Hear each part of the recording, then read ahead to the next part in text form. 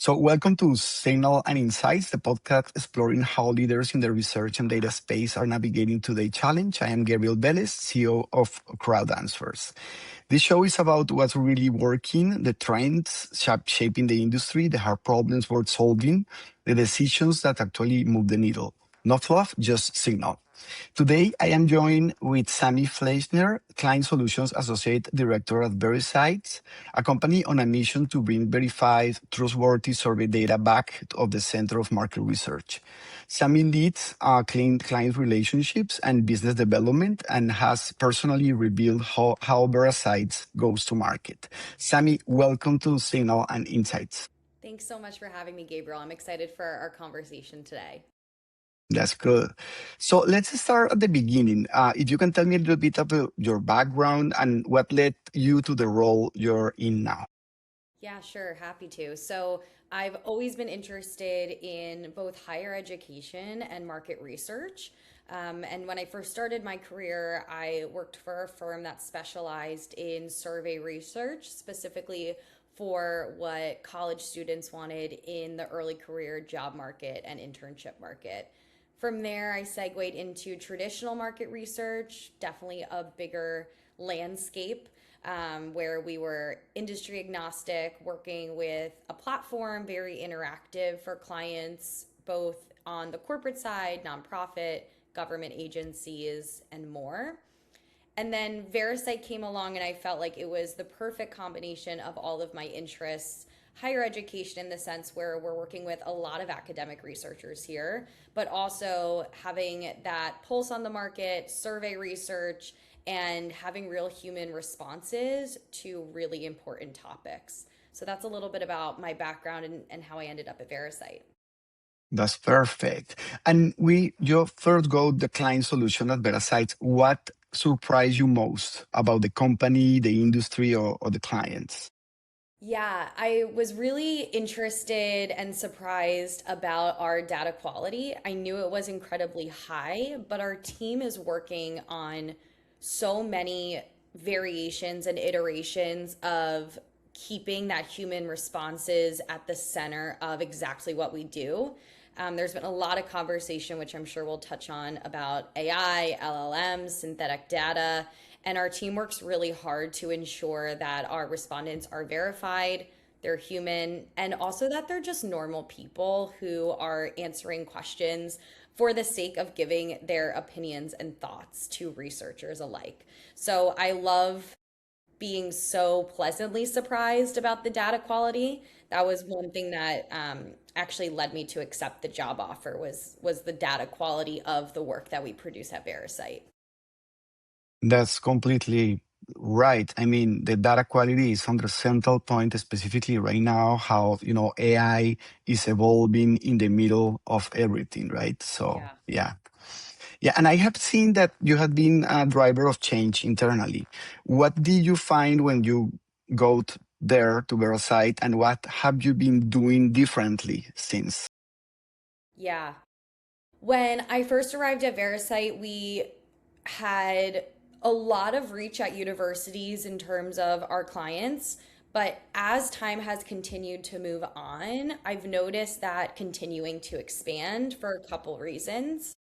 The first is in the academic world, publishing a paper takes quite a while. So the longer Verasight sticks around, the more publications we have, the more word of mouth comes out. And the second is our continuous effort and commitment to brand awareness. We've done a lot of work at conferences, sponsoring some chapters of conferences. So, for example, APOR just happened. That's the American Association for Public Opinion Research. We sponsor the New York chapter for some events.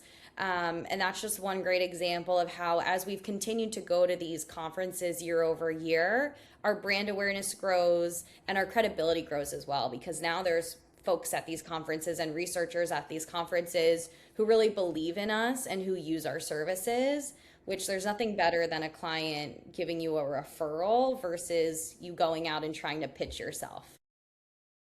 Yeah, 100%. I mean, and then you perfectly align with the next topic that is market and competitive landscape. So basically, when you're in honest conversation with those clients. How do they describe the data quality problem? It is something they are actively losing sleep over or still flying under the radar?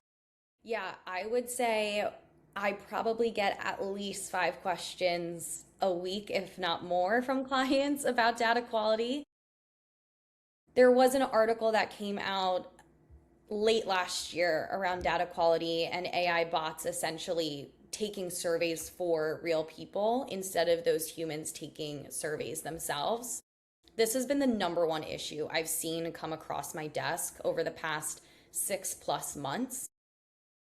Our team has done a lot to mitigate any kind of bot or AI infiltration into our panel. And so when I do get these kinds of questions, it's really important to take a step back and set the tone and expectations for what clients can expect when they work with us. And there's other really great panel providers out there as well who also care about data quality. So, although our data quality is really, really high, I also want to remind people that data quality is at the top of most people's minds right now, unless agencies or organizations are trying to use synthetic data. Um, and so, just to round that out a little bit, when people ask us the question about AI or bots or LLMs within our panel, we have a couple ways to mitigate that, specifically through passive checks throughout our panel, linking humans to external records, consumer records, voter files, etc. And then also making sure that the unique identifier of that individual cannot be replicated, right? So a lot of panels use emails. Gabriel, I'm sure you have a million emails. I definitely have more than a handful of emails. And so having something like a phone number is a really great unique identifier where you're blocking any VoIPs or Google Voice numbers as well. So lots of ways to mitigate that AI bot concern, but it's definitely the biggest topic of conversation right now. Yeah, that makes sense. And you talk about these other, panel providers and the industry have such big names like Dainata, Sind, Yeah. Lucy, YouGov. Um, and when a client is comparing Verasight against those, what is the real conversation? Where do you win and where do you have to work harder? Yeah. We definitely win when it comes to data quality because our team uses our own proprietary sampling method. The first differentiator is how our panel is comprised. So we use both probability and non-probability methods. That's something that I haven't seen a lot of in the space. You're either all online recruiting or you're all probability address-based sampling or maybe you're random texting. And Super expensive. yeah, super expensive. So because we have that middle ground of that mixed method, I feel like we win in a lot of places for people who care about how our panels actually comprised and recruited, and then also that data quality where our team is monitoring all of the responses that come in. We're connecting our respondents to those external records. So there's a lot that we're doing to ensure we're getting you real people with real answers. I will note that we limit the number of surveys panelists can take per week. So we also try to de-incentivize any professional survey takers living in our panel, which we believe are pretty slim to none. I will say though, when we talk about other panel providers, it's really important that people ask these really hard questions of where are you getting your data? Are you ever outsourcing recruitment? At Verasight, we don't. Other panels do, and that's totally fine if you're comfortable with that as a researcher. I think that there is a solution for everyone in this space, and we all have those unique pieces about our panel. And so it's really just finding the best match. That's perfect. Yeah, because every different solutions basically fit different Exactly. clients or even like a different needs Right. specifically, right? Like if So you yeah, need really quick data for a low cost and you just want to test out your instrument, you'd prefer a convenience sample, we can do that, but we're going to be a little bit more expensive. But if you're looking for a representative sample with that mixed mode method and you really care about high data quality, no AI, no bots, we're going to be a perfect fit. So I totally agree, Gabriel. I think, you know, I love that the market continues to expand and new players come in because it's serving maybe some. Yeah, 100%. So yeah, in my experience, I had been in both chairs, right? Like Yeah. doing innovation testing with category consumers, national level, very simpler for consumer companies, or very detailed, almost probabilistic samples for media companies who want specific details on every zip code. So yeah, that's an issue. Um, Quality, let's talk about quality, right? Usually cost more. How do you navigate that conversation with a client that is comparing on price? Yeah. Price is such a, I want to say, generic way to actually assess the final product because you do get what you pay for. So, in that sense, let's say you need Georgia residents who are registered voters and you have a couple of options laid out on the table for you. Our team's going to be able to not only source from our panel, but maybe even complement that with new random text messaging. So, a fresh batch of recruitment essentially. We're also going to be able to match to the voter file. If that's really important to you rather than just a self report, that's where we're going to be that perfect fit. I will note though, there are people who turn us down because of the price, and that is totally fine. We do our best to meet in the middle and find a solution that will work for everyone. But at the end of the day, we are a company and a business. And so we, although tried our best to be as fair priced as possible, we still have our own internal costs of not just, right, like the incentives, but also if we have to do new recruitment and text people, if we have to pay for that email to be sent out to our panelists. Like there's a lot of hidden costs that I think people in the space do recognize, but when we're competing with these larger corporations, it's just a different landscape a little bit where they might have more resources because at the end of the day we're a very small team, we're only about 15 people, and so everything we're doing is our small team working around the clock for the client, and so that does come with white glove service and also sometimes a premium cost. Yeah, and you have this boutique type of service where basically you treat each client as unique opportunity. Exactly. That's good.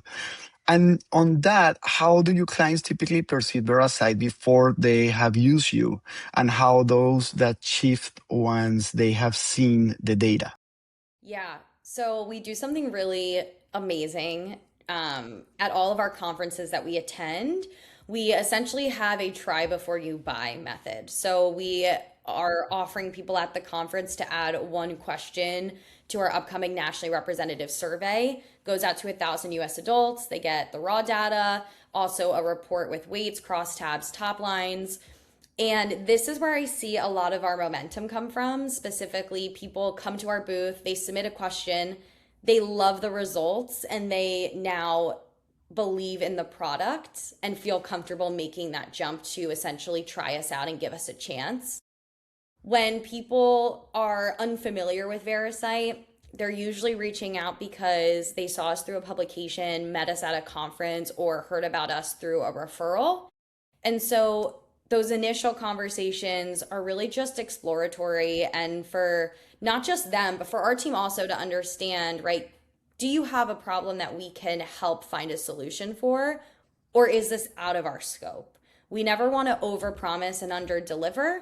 And so we're really thoughtful about the projects we do accept and also the ones we turn down if we feel like we're not going to be able to meet the client's expectations. That's great. And by the way, this is an amazing offer that you give to potential clients. So basically, they can see real life what the results look like. So that's great. Great Exactly. idea. And let me tell you, Gabriel, for academics in particular, I'm thinking PhDs, postdocs, there's not a lot of chances for free data that's high quality. So this is an amazing opportunity that we always encourage people to take advantage of. Even if they've seen us at a conference earlier that year, they can still submit at whatever conference they're attending. So it's really fun. I hope we do it for a very long time in the future. I don't foresee any plans to stop this. Hmm. But it is a fun way to also learn a little bit more about people and their research interests. And their needs. Yeah. Amazing. Yeah, let's just focus right now for about let's talk about the current challenges and the client Yeah. reality. So, what is the hardest part of the client relationship right now? Not just closing them, but keeping them and growing them, in Yeah. your opinion. So I would say there's two main challenges I'm noticing, and this is mostly on the academic side. So the first is there's been a lot of cutting of grant funding.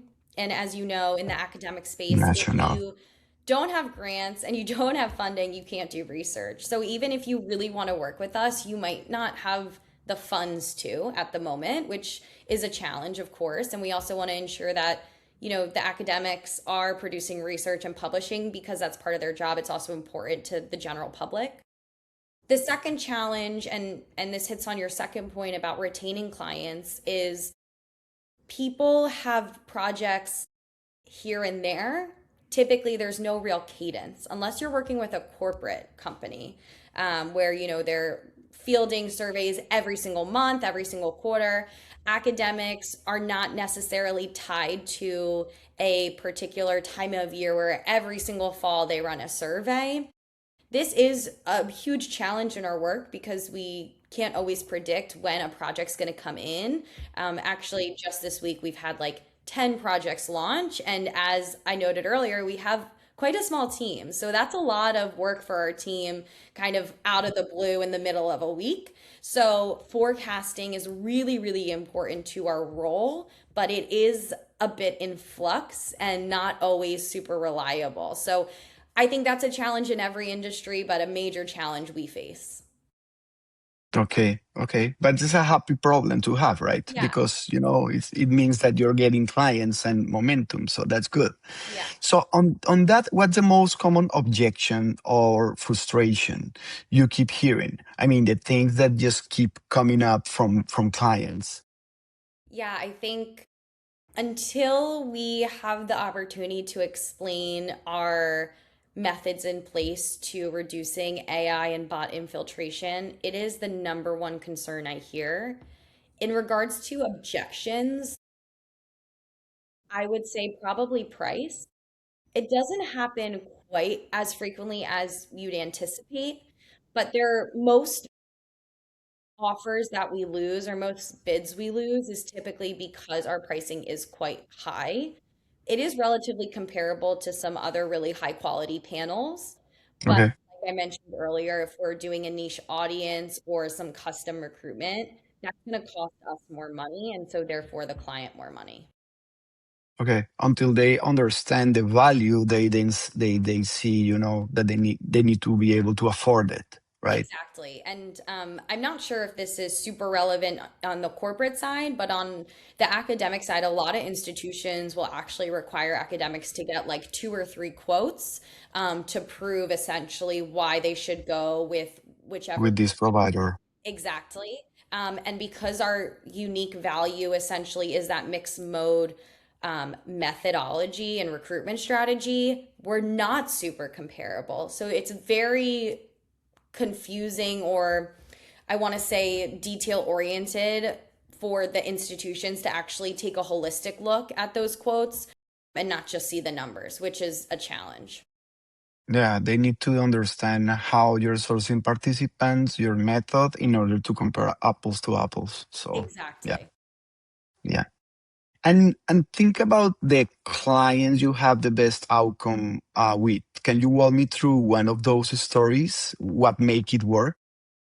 Yeah, sure. Um, so I'll share a story about Cornell because our co-founder is actually a professor at Cornell and he runs the Roper Center. It's an archive for public opinion research. So we submitted a proposal for a very large youth study at Cornell, and it's taking place over a couple years. This was the first of its kind in terms of a youth study for us. And the reason why this first wave went really positively and it was a great success is because we were really clear with the client on what we could do, and also were very understanding and clear on their expectations. I think that's the number one piece in this industry that's really important. Everyone has different lingo where they come from, both corporate and academic. So it's really important to align with the client and understand exactly what they're looking for. So another example is we just did a huge SNAP study with the University of Illinois Chicago. And for their study, we had to define people who fit that criteria of SNAP participants, right? Like, is that somebody who's applied for SNAP in the past? Is that somebody who's currently on SNAP? Like, what does that actually mean? It sounds very straightforward, like looking into SNAP participants, but you need to peel back those layers and really understand the expectations and definitions of the sample to make sure the client is happy at the end of the day.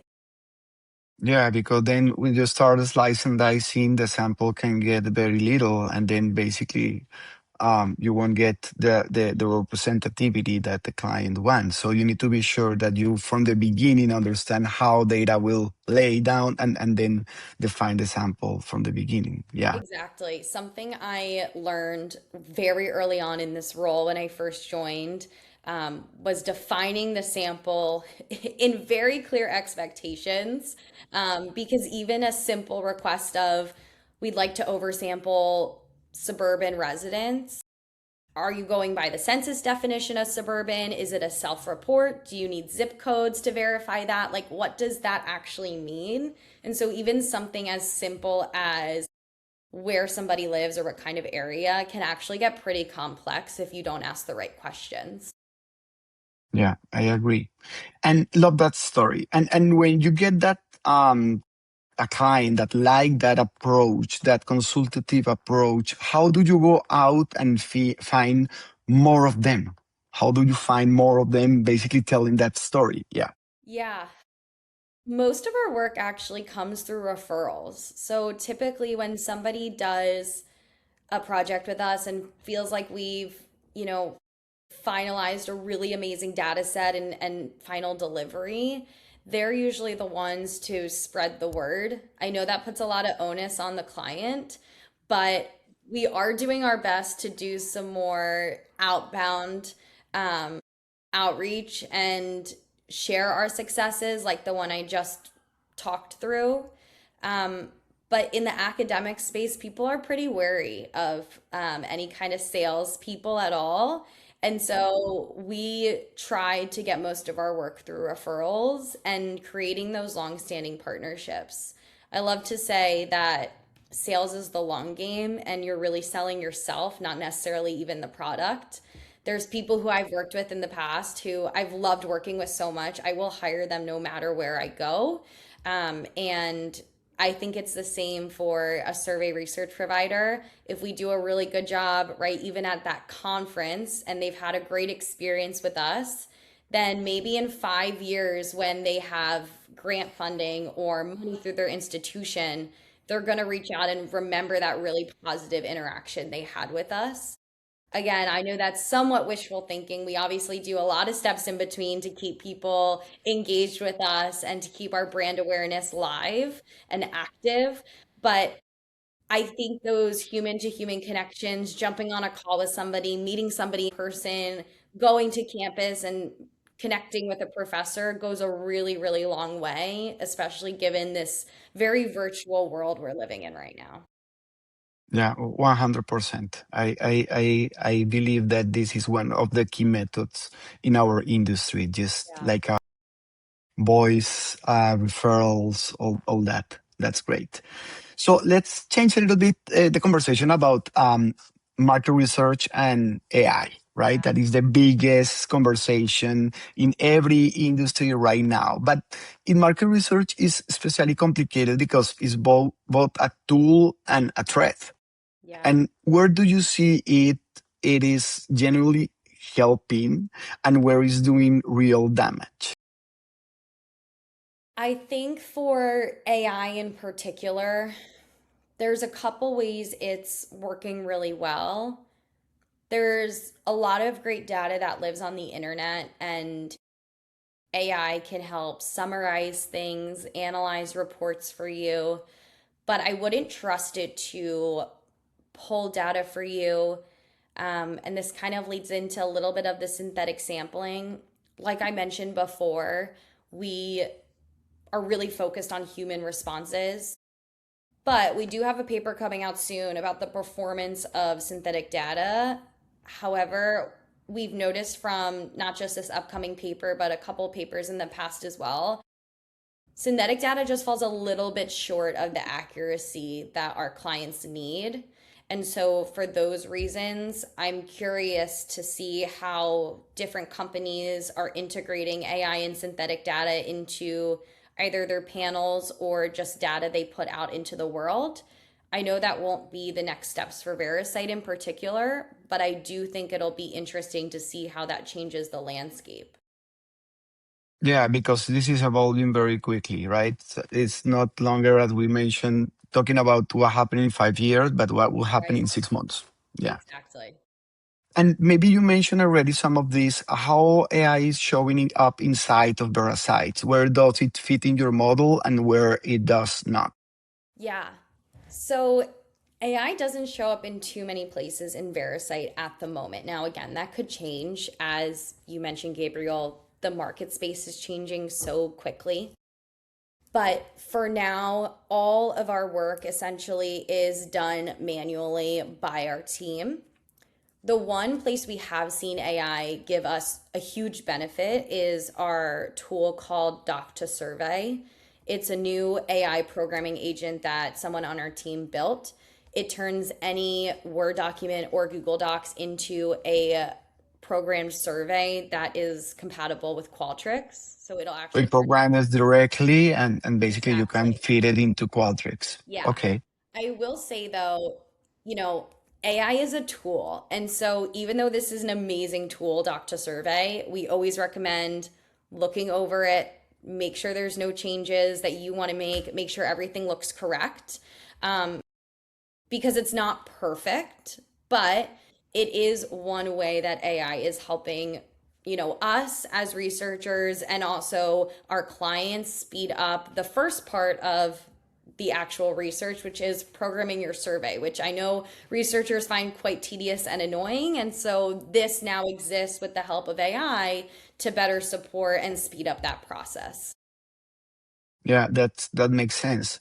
And I imagine that you're also having internal conversation on other ways that AI can help your business without altering basically the core of what you do. That is basically real respondents Yeah. providing real data, Yeah, right? exactly. We're always having internal conversations of how we can better equip ourselves with AI to support our day to day work. Even though we know that we're going to keep human responses and human sentiment at the center of everything we do, tools like Doc to Survey, even our self serve portal will, I think, eventually have some elements of AI, whether or not that Doc to Survey element is actually embedded into our self serve portal. I don't know what the future of that looks like. But finding ways to make AI helpful that doesn't take away from our main drive of human at the center or human centered research is something I'm sure our company will continue to think through moving forward.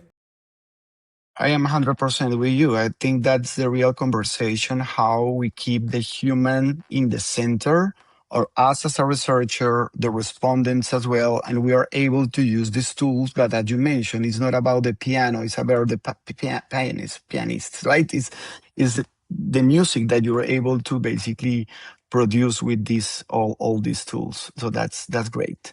So let's wrap it up. I have a couple more questions. When do you want Verasites to be 12 to 18 months from now? And what needs to go right to get there? I think where we see ourselves in 12 to 18 months is continuing to use our momentum and growth to the fullest extent. We have grown quite a lot over the past year. We've almost doubled our team in size. I don't know if we're going to double again because we want to do more work with less people, hopefully, with the help of AI and some other tools. But I do anticipate our project capacity growing. I think we are learning how to be better at our jobs, be quicker in the field, turn things around a little bit faster for clients, and ultimately provide an even stronger product and service to the people who really trust in us and use us. That's where I see ourselves in 12 to 18 months. I'm inclined and interested to see how things shift and change as the industry changes. We always want to be ahead of the curve when it comes to AI and new shifts in the marketplace. And so I think having really important conversations like this is just one of those pieces that will help us stay ahead. That's great. And I think the team there is very, proud to have you because I can see from my end that you have been producing a lot of good results. So yeah, congratulations. Thanks. And if you have a magic wand to fix just one thing in the business right now, what will that be? If I had a magic wand, it would be that we can recruit every single niche population people ask for. Um, and we wouldn't have to turn down any projects. So there's a handful of really, really small populations that people want to survey, and they're just really, really hard to get a hold of.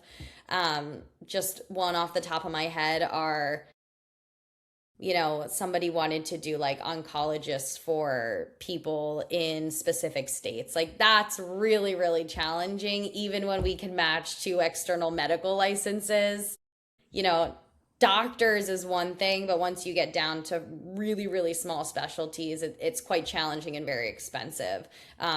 And so I wish I could fix that recruiting aspect of it and also the budget piece. If somebody wants that kind of recruitment, I wish they had $1 million to spend with us because we could do it for that price. I don't think Okay, there's anything perfect. else. That's great. So Sammy, this was generally great. Thank you for being so open and sharing such a sharp perspective. I really appreciate the progress that you're doing there and also, the quality that you're really offering. Signing Yeah. off.